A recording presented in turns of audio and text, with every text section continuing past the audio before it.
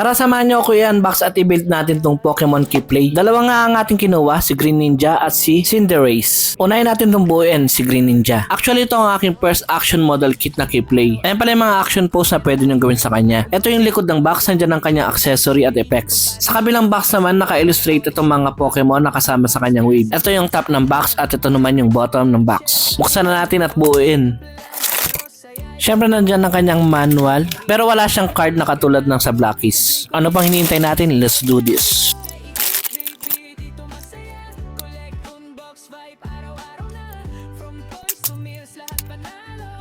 Ito na nga yung finished product ng ating Green Ninja. Yan nga yung napili kong pose, pero depende naman sa inyo kung paano nyo i-display, diba? Next natin, itong si Cinderace. Ayan nga yung mga pose na pwede natin gawin at hindi ako magaling dyan. Same lang naman kay Green Ninja yung mga iba pang detalye ng box. Okay, buksan na natin guys. Nandiyan pa rin ang kanyang manual na yan at i-build na natin to.